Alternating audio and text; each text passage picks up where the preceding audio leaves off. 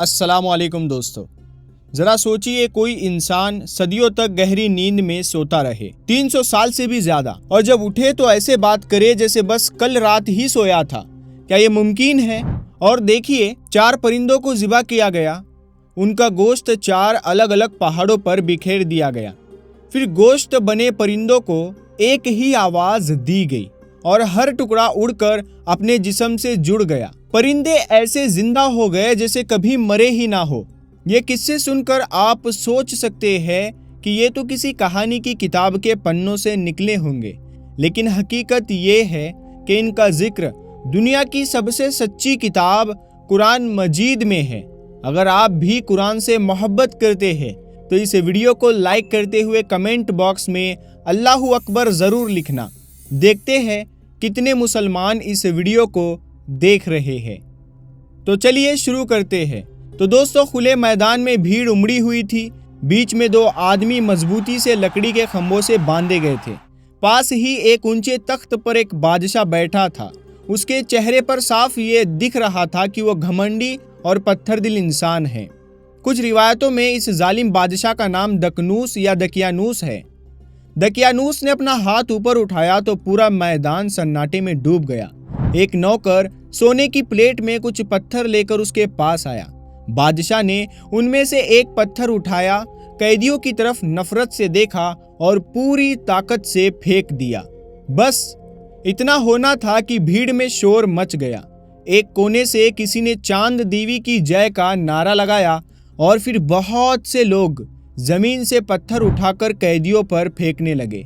कैदी दर्द से चीखने लगे, लेकिन उनकी आवाज के नारों के शोर में वो दब गए। पत्थर इतने तेज और इतने ज्यादा बरस रहे थे कि थोड़ी ही देर में उनके कपड़े फट गए, जिस्म लहूलुहान हो गया। और ये सिलसिला तब तक जारी रहा जब तक उनके जिस्म बिल्कुल बेहरकत नहीं हो गए। उन्हें सिर्फ इसलिए शहीद कर दिया गया था क्योंकि उन्होंने चांद देवी की पूजा छोड़ दी थी और एक अल्लाह की इबादत को अपनाया था, यानी तौहीद को। अगले दिन बादशाह के दरबार में कुछ नौजवान लाए गए। जालिम बादशाह ने गुस्से में पूछा, क्या तुम वही हो जिन्होंने चांद देवी की पूजा छोड़कर सिर्फ एक खुदा की इबादत शुरू कर दी है? एक नौजवान ने बेखौफ होकर जवाब दिया, हाँ, हम सिर्फ अल्लाह ही की इबादत करते हैं और उसके सिवा किसी और के सामने नहीं झुकते। बादशाह बहुत गुस्से में आ गया।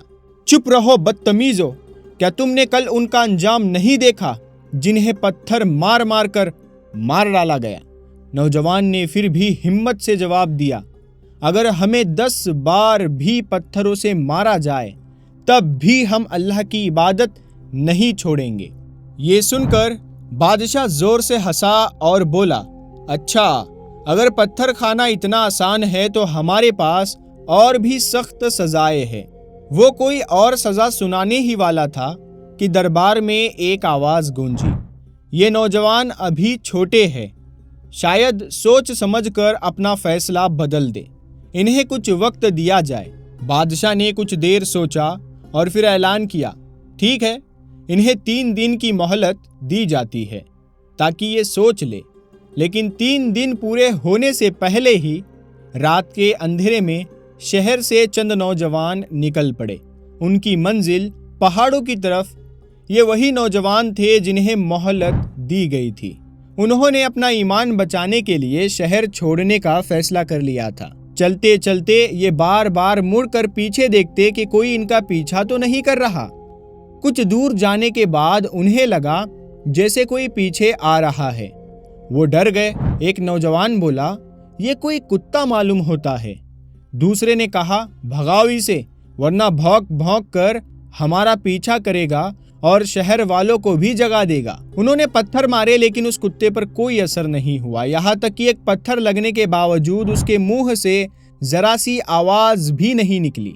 दोस्तों, इस कुत्ते का नाम कितमीर बताया जाता है और कुरान में इसका जिक्र होने के बाद से आज भी लोग इसे वफादारी और ईमान की हिफाजत की निशानी मानते हैं। एक नौजवान ने कहा, लगता है ये कुत्ता हमें तंग नहीं करेगा, रहने दो, इसे भी आने दो।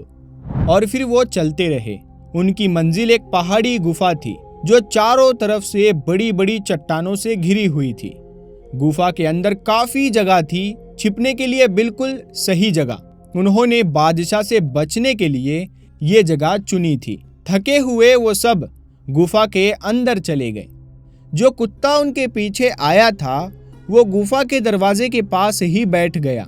उसकी आंखों में एक अजीब सी चमक थी, जैसे वो इन नौजवानों की रखवाली करने के लिए ही भेजा गया हो। नौजवान ने राहत की सांस ली। अब उन्हें महसूस हुआ कि वो अकेले नहीं है। ये कुत्ता उनकी निगरानी करेगा और अगर कोई पास आया तो सबसे पहले वही खतरे का आभाव देगा। उनके दिल में अल्लाह के लिए शुक्र का जज्बा भर गया कि जालिम बादशाह के डर के बावजूद उन्हें अपने सच्चे मजहब यानी अल्लाह की इबादत को छोड़ना नहीं पड़ा। थके हुए जिस्म और डर से भरे दिल लेकर वो सब गुफा के ठंडे फर्श पर लेट गए।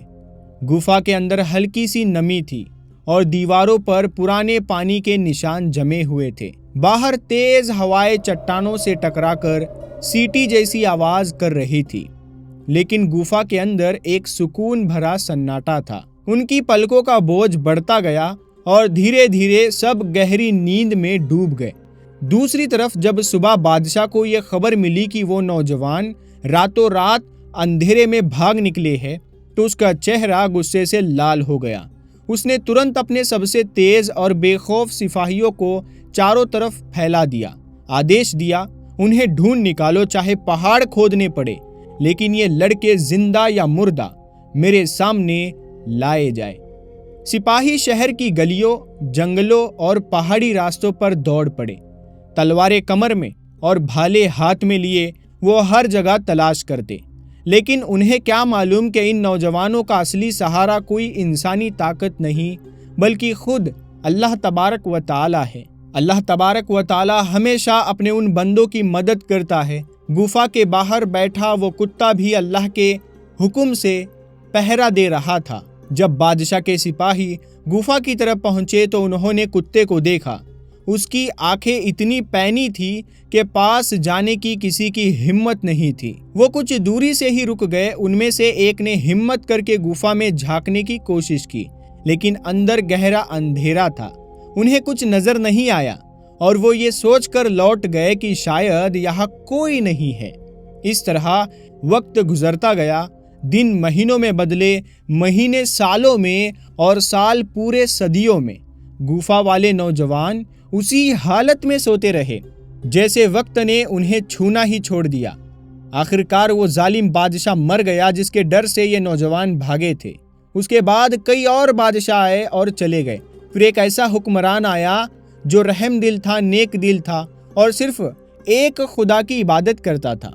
उसकी रियासत में ज़्यादातर लोग जो थे वो अल्लाह को मानते थे, क्योंकि रोमी सल्तनत हज़रत ईसा अलैहिस्सलाम पर ईमान ला चुकी थी। लेकिन अब भी कुछ लोग ऐसे थे जो अल्लाह को तो मानते थे, मगर क़यामत के दिन और आखिरत के हिसाब किताब पर यकीन नहीं रखते थे। वो कहते थे जन्नत दोज़ख सब बस किस्से है, मरने के बाद दोबारा जिंदा होना नामुमकिन है। बादशाह और उसके ईमानदार साथी इन लोगों को समझाने की कोशिश करते, मगर उनकी अकल पर ताले लगे थे। वो कहते हमें क़यामत के आने का कोई पक्का सबूत चाहिए। जब भी बादशाह ये बातें सुनता तो उसका दिल उदास हो जाता। वो अल्लाह तबारक व ताला से दुआ करता, ऐ मेरे अल्लाह, कोई ऐसी निशानी दिखा दे जिससे कोई भी तेरे वादे पर शक ना करे और क़यामत के दिन से इनकार करने की हिम्मत ना रखे। और फिर अल्लाह की मर्जी से वो घड़ी आ पहुंची। गुफा में सोए हुए नौजवान धीरे धीरे आंखें खोलने लगे। एक ने करवट लेते हुए आंखें मली और कहा, भाइयों, लगता है हम बहुत देर तक सोते रहे। दूसरा बोला, हाँ, मेरा ख्याल है कोई 6-7 घंटे तो हो गए होंगे। तीसरा बोला, मुझे तो बहुत तेज भूख लग रही है। चौथे ने कहा, हाँ, मुझे भी। रुको, मैं जाकर कुछ खाने का इंतजाम करता हूँ। तभी एक ने सावधान किया, लेकिन देखना, बहुत एहतियात से जाना। अगर बादशाह के सिपाहियों ने पहचान लिया तो फिर से हमें चांद देवी के सामने झुकने को مجبور کریں گے ورنہ ہمیں مار ڈالیں گے۔ کافی سوچ وچار کے بعد ایک نوجوان نے اپنے کپڑے اور حلیہ تھوڑا بدل لیا تاکہ کوئی پہچان نہ سکے۔ پھر وہ پاس کی بستی کی طرف چل پڑا۔ بستی میں پہنچ کر وہ ایک روٹی والے کے پاس گیا اور کچھ سکے دے کر روٹیاں مانگی۔ دکاندار نے سکے کو ہاتھ میں لیتے ہی حیرانی سے پوچھا، یہ سکے کہاں سے لائے ہو؟ نوجوان نے معصومیت سے کہا، کیوں؟ اس میں کیا ہے؟ یہ میرے اپنے سکے ہیں۔ دکاندار کا شک اور بڑھ گیا۔ اس نے سوچا شاید اسے کوئی پرانا خزانہ مل گیا ہے، اور زور سے آواز لگائی اور دیکھتے ہی دیکھتے وہاں لوگ اکٹھا ہونے لگے۔ نوجوان نے بار بار سب کو سمجھانے کی کوشش کی کہ اسے کوئی خزانہ نہیں ملا، لیکن شہر کے لوگ اس کی بات ماننے کو تیار نہیں تھے۔ انہیں یقین تھا کہ ضرور اسے کوئی چھپا ہوا خزانہ مل گیا ہے۔ آخرکار انہوں نے اسے پکڑ لیا اور زبردستی بادشاہ کے دربار کی اور لے جانے لگے۔ راستے میں چلتے ہوئے نوجوان نے اپنے آس پاس کی چیزوں پر غور کیا۔ اس نے دیکھا کہ اس کے کپڑے باقی لوگوں کے کپڑوں سے بالکل الگ تھے۔ ان کا انداز، رنگ، سلائی سب بدل چکے تھے۔ یہ دیکھ کر وہ حیران رہ گیا، اور جب اس نے پرانے ظالم بادشاہ کا نام لیا تو وہاں موجود لوگ حیرت انگیز طریقے سے ہنس پڑے اور اسے برا بھلا کہنے لگے۔ گفا کے باہر جو کتا ان کی رکھوالی کر رہا تھا، اس کی جگہ اب صرف بکھری ہوئی کچھ پرانی ہڈیاں تھی۔ یہ دیکھ کر اس کے دل میں عجیب سی بے چینی پیدا ہوئی۔ اسے دھیرے دھیرے احساس ہونے لگا کہ کوئی بہت بڑا اور انوکھا واقعہ ہو چکا ہے۔ تھوڑی دیر میں لوگ اسے لے کر گئے۔ بادشاہ کے دربار میں سب لوگ پہنچ گئے۔ بادشاہ نے اس سے کئی سوال کیے۔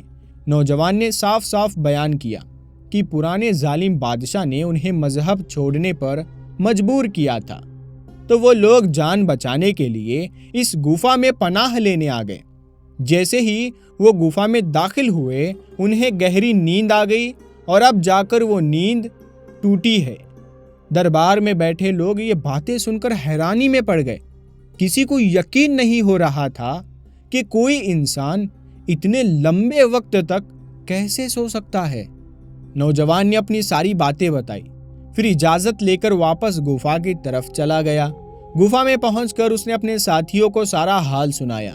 انہوں نے کھانا کھایا اور پھر سے لیٹ گئے، اور دیکھتے ہی دیکھتے ان کی آنکھیں دوبارہ بند ہو گئی۔ ادھر بادشاہ کو بھی یہ معاملہ بے حد عجیب لگا۔ سچ جاننے کے لیے وہ خود سپاہیوں کے ساتھ گفا کی طرف روانہ ہو گیا۔ گفا پہنچ کر اس نے دیکھا کہ سبھی نوجوان یہی لیٹے ہوئے ہیں، جن میں وہ لڑکا بھی تھا جو شہر سے کھانا لایا کرتا تھا۔ بادشاہ نے حکم دیا کہ انہیں جگایا جائے، لیکن جب سپاہیوں نے کوشش کی تو معلوم ہوا کہ وہ سب اب اس دنیا سے رخصت ہو چکے ہیں۔ یہ خبر جنگل کی آگ کی طرح پورے علاقے میں پھیل گئی، یہاں تک کہ ان لوگوں تک بھی پہنچی جو قیامت اور مرنے کے بعد کی زندگی پر شک کرتے تھے۔ ان کا شک دور ہو گیا، کیونکہ انہوں نے اپنی آنکھوں سے دیکھ لیا کہ اللہ تبارک و تعالی نے 300 سال سے سوئے ہوئے نوجوانوں کو زندہ کر دیا۔ آخرت پر ایمان رکھنے والا بادشاہ اور اس کے ساتھی بہت خوش ہوئے کہ اللہ تبارک و تعالی نے انہیں یہ نشانی دکھا دی کہ وہ جب چاہے مردوں کو زندہ کر سکتا ہے۔ دراصل یہ اللہ تبارک و تعالی کی طرف سے ایک کرامت اور نعمت تھی، اور نیک بادشاہ کی دعا کا قبول ہونا تھا۔ قرآن مجید نے اس پورے واقعے کو سورہ الکہف میں بیان کیا۔ اندازے سے یہی معلوم ہوتا ہے کہ ان کی تعداد 7 تھی۔ یہ قصہ اس وقت نازل ہوا جب مکہ کے کافروں نے ہمارے پیارے نبی صلی اللہ علیہ وآلہ وسلم سے نبوت کی سچائی کی پریکشا لینے کے لیے کچھ سوال کیے۔ انہوں نے یہودیوں اور عیسائیوں سے مشورہ کر کے 3 سوال پیش کیے۔ پہلا، اصحاب کہف یعنی گفا والے نوجوان کون تھے؟ دوسرا، حضرت خضر علیہ السلام کا کیا واقعہ ہے؟ تیسرا، حضرت ذوالقرنین کون تھے اور ان کا قصہ کیا ہے؟ مکہ کے مشرکوں نے ذوالقرنین اور حضرت خضر کا سوال یہودیوں کے کہنے پر اور اصحاب کہف کا سوال عیسائیوں کے مشورے سے پوچھا تھا۔ اس وقت عرب کے لوگوں کو ان باتوں کی جانکاری بہت کم تھی۔ کافروں کا ارادہ تھا کہ حضور صلی اللہ علیہ وآلہ وسلم ان سوالوں کا جواب نہیں دے پائیں گے، لیکن اللہ تبارک و تعالیٰ نے وحی کے ذریعے پوری حقیقت بیان کر دی، اور اس طرح آپ صلی اللہ علیہ وآلہ وسلم کے علم اور نبوت کی روشنی اور بھی زیادہ چمک اٹھی۔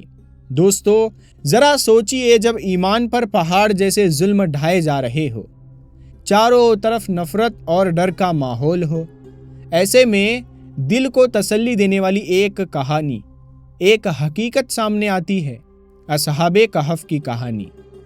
اس وقت صحابہ کرام پر بھی بے شمار ظلم ہو رہے تھے۔ اللہ تبارک و تعالیٰ نے اس واقعے کے ذریعے انہیں یہ یقین دلایا کہ جیسے ہم نے گفا کے نوجوانوں کی ایمان کی حفاظت کی، ویسے ہی تمہاری بھی مدد کریں گے۔ پہلا سبق، جیسے اللہ نے اصحاب کہف کو ظالم بادشاہ کے چنگل سے بچایا اور انہیں صدیوں تک نیند میں محفوظ رکھا، ویسے ہی مکہ کے مسلمانوں کو بھی یقین دلایا گیا، تمہارا بھی رب وہی ہے، مددگار وہی ہے، اور تمہیں بھی وہ بچائے گا۔ دوسرا سبق، ظالم بادشاہ دقیانوس یا دقیانوس کا انجام سنا کر یہ خوشخبری دی گئی کہ مکہ کے ظالم بھی جلد ہی مٹ جائیں گے، اور تبدیلی ایسے آئے گی کہ لوگ حیران رہ جائیں گے، بالکل جیسے گفا والے نوجوانوں نے صدیوں بعد جاگ کر ایک بدلی سی دنیا دیکھی۔ تیسرا سبق، یہ مکے کے کافر لوگ مرنے کے بعد کی زندگی کا انکار کرتے تھے، لیکن ان کے اپنے سوالوں نے یہ ثابت کر دیا کہ اللہ چاہے تو مردوں کو پھر سے زندہ کر سکتا ہے، اور اس کے لیے کچھ بھی مشکل نہیں ہے۔ یعنی یہ واقعہ نبی صلی اللہ علیہ وآلہ وسلم کی سچائی اور کافروں کے جھوٹ دونوں کو صاف ثابت کرتا ہے۔ دوستو، اس واقعے کا ایک اور ثبوت 1927 یا 28 میں ملا، جب ترکی کے شہر کسادسی کے قریب 18 کلومیٹر دور کچھ پرانی گفائیں کھوجی گئی، جنہیں اصحاب کہف سے جوڑا جاتا ہے۔ آج بھی لوگ وہاں جاتے ہیں، دیکھتے ہیں اور اپنا ایمان تازہ کرتے ہیں۔ ترکی، جارڈن اور ٹیونیشیا میں بھی ایسی کئی جگہیں ہیں جنہیں اصحاب کہف کی گفائیں کہا جاتا ہے۔ مسلم اور عیسائی اتہاسکار دونوں اس گھٹنا کو اپنے اپنے لکھت ریکارڈ میں درج کرتے ہیں۔ اسی موقع پر یاد آتا ہے حضرت ابراہیم علیہ السلام کا وہ سوال، اے میرے رب، مجھے دکھا دے کہ تو مردوں کو کیسے زندہ کرتا ہے۔ اللہ تبارک و تعالیٰ نے فرمایا، کیا تجھے ایمان نہیں؟ آپ نے عرض کیا، ایمان تو ہے، لیکن چاہتا ہوں کہ آنکھوں سے دیکھ لوں تاکہ دل کو سکون مل جائے۔ اللہ تبارک و تعالیٰ نے حکم دیا، 4 پرندے پالو، انہیں کھلا پلا کر اپنا بنا لو، پھر انہیں ذبح کرو، ٹکڑے ٹکڑے کر کے پہاڑوں پر رکھ دو، پھر انہیں پکارو، وہ دوڑتے ہوئے تمہارے پاس آ جائیں گے۔ حضرت ابراہیم علیہ السلام نے مرغ، کبوتر، گدھ اور مور پالے، انہیں ذبح کر کے ٹکڑے ٹکڑے کر کے پہاڑوں پر رکھ دیا۔ جب نام لے کر پکارا تو چاروں پرندے زندہ ہو کر دوڑتے ہوئے آئے اور اپنے سروں سے جڑ گئے۔ یہ تھا اللہ تبارک و تعالیٰ کا کھلا معجزہ۔ ہر پرندہ ایک بری عادت کی نشانی تھا۔ مور اپنی خوبصورتی پر گھمنڈ کرتا ہے، مرغ شہوت کی عادت ہوتی ہے، گدھ لالچ اور ہوس، کبوتر اونچی اڑان پر گھمنڈ کرتا ہے۔ یعنی دل کو زندہ کرنا ہے تو ان 4 بری عادتوں کو ذبح کرو، اپنی شہوت، گھمنڈ، لالچ اور غرور کو ختم کرو۔ انشاءاللہ دل کو وہ سکون ملے گا جو پوری زندگی نہیں بھلا پاؤ گے۔